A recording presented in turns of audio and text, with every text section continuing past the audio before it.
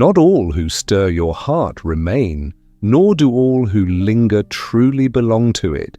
Yet when two souls intertwine and choose to unite in marriage, it's no mere chance. In the subtle weave of karma, decisions aren't always born of conscious thought. Some arise from seeds sown long before this breath was taken. As the Buddha taught, all that begins has a cause, and all that emerges depends on another. This principle, known as dependent origination, also shapes the enigma of why two hearts join in marriage. Love isn't always the foundation. At times it's a debt, at times it's a lesson, at times it's a mirror reflecting what one avoids, and only sometimes it's the road to freedom. Let us explore a tale that unveils these truths cloaked in the guise of romance, fate, or chance. In each chapter, the essence of marriage and karma emerges not as theory, but as a vibrant force in human existence. The first encounter isn't the start. A monk once sat quietly as a couple passed, squabbling over something small, perhaps a broken vow or a late task. They seemed ill-suited, yet bound by promises neither fully grasped. An onlooker might ask, why these two? Why not another? But what seems misaligned outwardly may be karmically exact. A man entered the monk's room, his face etched not just with age, but with quiet pain. He bowed and said, "I wed a woman I thought I loved. Now I feel trapped. Why would karma chain me to her?" The monk replied, "Karma doesn't tie you to ease. It ties you to truth. Marriage isn't about finding someone to complete you. It's about meeting the soul who unveils your unresolved work." The man froze, struck. No teacher had ever claimed marriage isn't about love. The monk added, "In this life or another, a seed was planted. That seed became a pattern. That pattern needed a reflection. That reflection is your wife."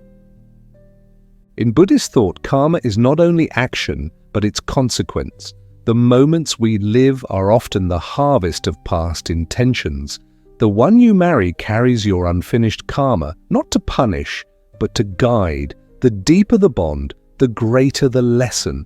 You don't just marry a person, you marry your history with them. The pull of unresolved lessons.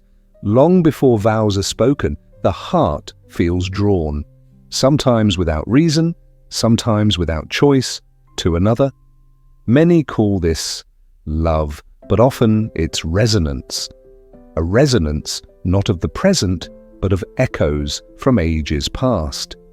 In one village, a reserved woman felt an unexplainable draw to a man who brought more tears than joy. Friends cautioned her. Her logic fought, but her heart followed an unseen force. Against all sense, she wed him. Over time, she faced betrayal, distance, and coldness. She wondered why love felt like pain instead of warmth. One day, she visited a temple. The elderly keeper listened and said, "What you call attraction was recognition, not of the soul's light, but of its weight. You saw the one who owed you pain, and the universe placed you in the front row for its repayment." She asked, "Am I doomed to suffer?"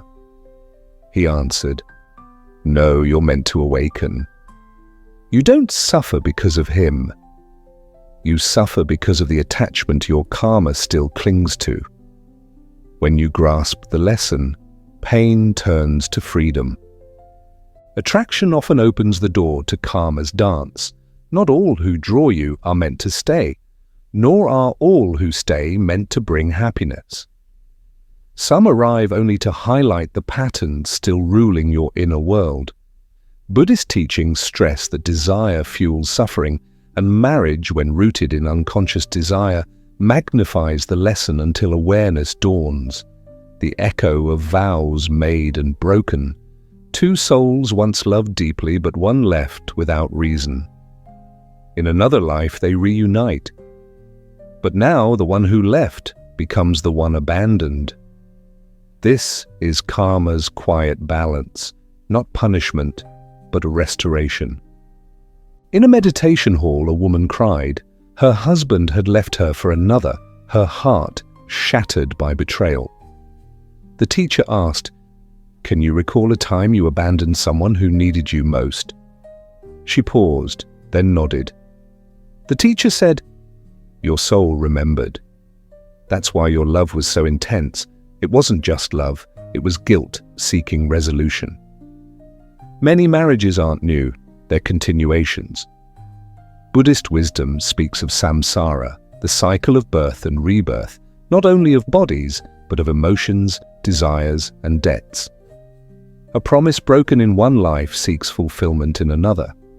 Marriage is often karma's sacred effort to restore balance to unkept vows, when love is true but timing is off.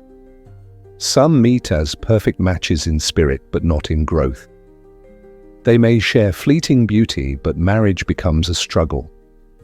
The world sees them as ideal, yet it feels like grasping water with open hands. At a quiet retreat, a man asked a Zen master, "We love each other, but we clash daily. Should I leave?" The master replied, "Your souls met too soon. She's still becoming the one who will understand you, and you're still shedding the one who can't accept her. You met in love, but not in readiness." Karma doesn't only choose who enters your life, it chooses when. Many painful marriages start with love, but falter in alignment. Timing in karma is everything. Two souls may be flawless for each other, but if one is still growing while the other is ready, harmony fractures. From a Zen perspective, meeting the right person isn't enough. Both must be free of ego and rich in presence. The true role of a spiritual partner. At its core, marriage isn't about companionship, it's about reflection. A spiritual partner doesn't just agree with you, they reveal your shadows. True partners don't merely heal your wounds, they expose them. One day, a monk shared a parable. A candle wed the wind. The wind asked, "Will you love me even when I extinguish you?" The candle replied, "Yes, for only in darkness will I know my flame's true strength." The monk told his students, this is the heart of karmic marriage. You don't marry to be completed, you marry to discover your own wholeness. Through joy, yes, but often through challenge. In the Buddhist view, all is impermanent, including relationships. But what's gained through them can be eternal if it sparks wisdom. The highest aim of marriage is liberation, not from each other, but from illusion. The right karmic partner doesn't make you comfortable, they make you conscious, ending the karmic cycle with grace. Some marriages aren't meant to endure. That doesn't mean they failed. It means the karma ran its course. Lingering beyond that point breeds not growth but stagnation. A divorced woman visited a Zen garden and said, "I stayed in my marriage even as I withered inside. Was that noble?" The old teacher murmured, "That was attachment disguised as loyalty." She wept. The teacher placed a lotus in her hand and said, "The lotus blooms not in clear water but in mud. Your marriage was the mud. Your healing is the bloom." Buddhism teaches that letting go isn't failure, it's freedom. When a marriage's karma is complete, clinging only fuels suffering. A wise soul sees the end not with resentment but with gratitude. The experience, however painful, fulfilled its purpose. The soul chooses before the mind. In meditation, one may glimpse past lives, not as fantasy but as memory fragments. Many who experience this feel drawn to certain people, later learning they played a role in their soul's past. A young woman asked during a Dharma talk, "Why does my husband feel like I've known him forever?" The teacher replied, "Because your soul has. The choice was made before this life. What you feel isn't nostalgia, it's remembrance." Marriage, in its deeper truth, isn't shaped by logic or attraction. It's shaped by karma. What seems like chance is often continuity. You marry who you marry because your soul recognized a task to finish, a bond to honor, a lesson to learn, or a mirror to face. Freedom beyond the form. Marriage isn't the destination, it's a gateway. Some walk through it hand in hand toward light. Others part ways once the lessons are learned. But either path, when walked consciously, leads to freedom. The monk said in his final teaching, the aim of marriage isn't to keep the other near. It's to become someone who no longer clings. Marriage is sacred not for its form, but for its chance to awaken. Zen and Buddhist thought don't elevate marriage as the ultimate aim. It's one of many paths to enlightenment. What matters isn't whether it lasts, but whether it awakens. The karma of marriage isn't a chain. It's a path. Walked consciously, it leads to liberation. Walked unconsciously, it leads to repetition. The dual nature of love, attachment, and awakening. Many enter marriage expecting only joy, warmth, and shared dreams. When pain emerges, they assume a flaw. But what if pain isn't a mistake, but a flame meant to burn away illusions about love? Two people can say, I love you, yet mean entirely different things. One may mean, you make me feel good. The other may mean, I choose to grow with you, even when it's hard. A Zen master once said, attachment says, I love you because I need you. Awakening says, I need you because I love you enough to grow through you. Attachment seeks comfort and shuns pain. It clings to the partner who brings ease and rejects the one who reflects flaws. True love embraces all, joy and pain, light and shadow, knowing the soul grows through it. In the karma of marriage, attachment often poses as love until suffering unveils the truth. When you marry their wounds, not their words. Words can deceive. Smiles can conceal, but wounds always surface. In every marriage, you don't just wed a person. You wed their pain, their history, their inner child, and all the unhealed stories they carry. A man told a monk, she said she loved me, but she always pushed me away.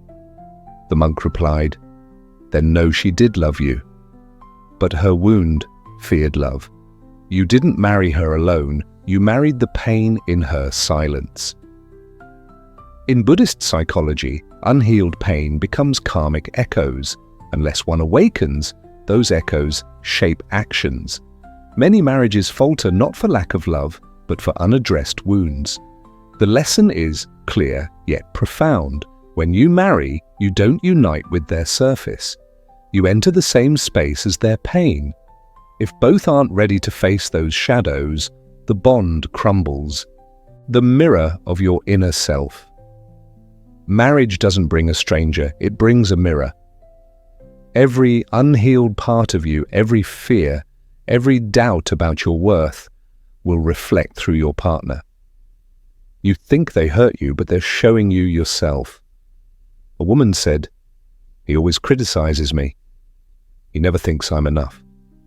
The monk replied, ask yourself, did you already feel not enough before he spoke?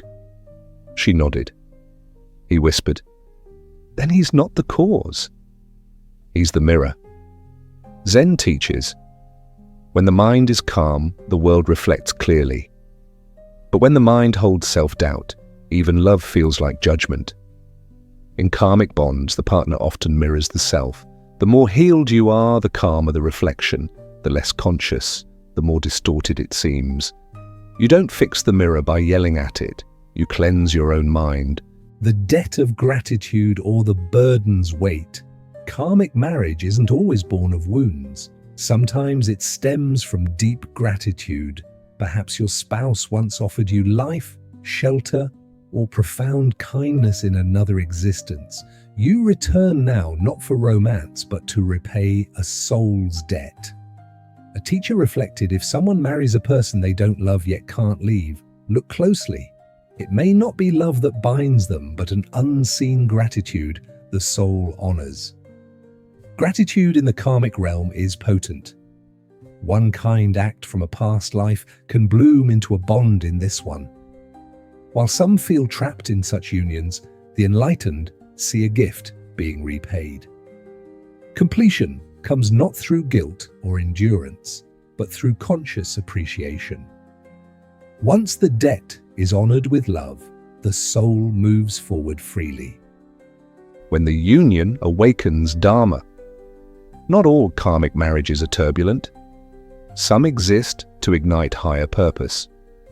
When two aware souls unite, their marriage becomes a path not of emotional drama, but of spiritual growth. A master told his students, when two souls marry not to complete each other but to serve the world together, karma bows in respect. Such a bond isn't about what the other offers, but what they create for others. These are rare but profoundly transformative. In Buddhist practice, Dharma is the truth, the path, the mission. Some marriages are Dharma marriages rooted not in personal gain, but in shared purpose. These couples may lack dramatic tales. Their bond feels like steady fire, calm, purposeful, pure. These unions don't just end cycles, they elevate humanity. Repeating karma with new faces.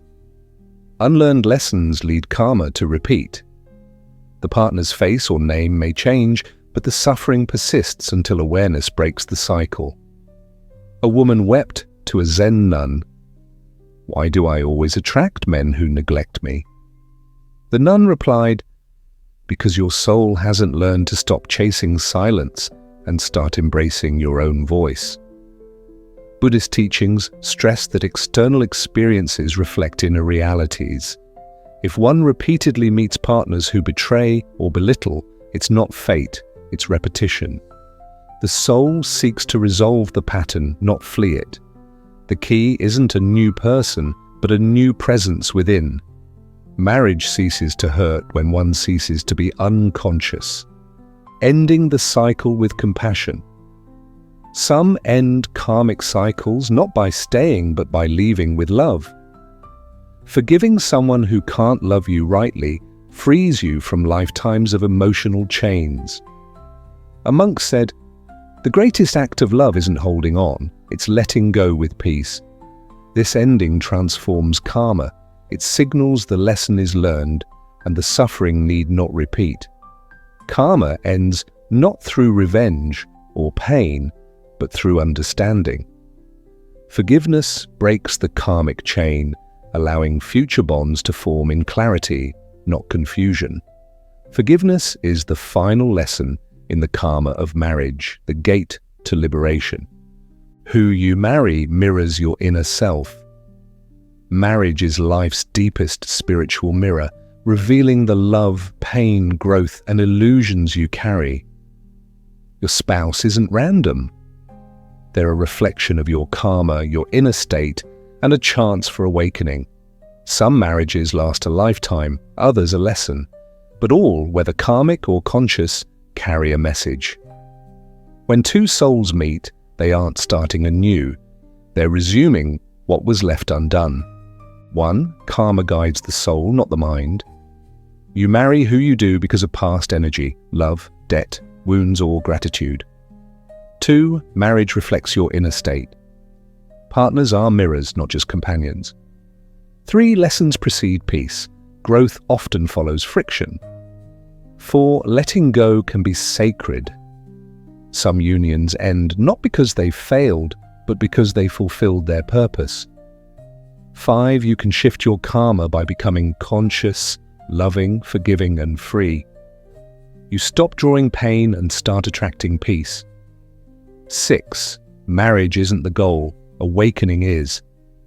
Whether the bond endures or breaks, it's a vessel. The true journey is inward. Thanks for watching. Hope you enjoyed this video. Don't forget to subscribe to my channel for more content like this. Just click the subscribe button below and hit the notification bell to stay updated. Feel free to leave a comment and share what you'd like to see next. See you in the next video.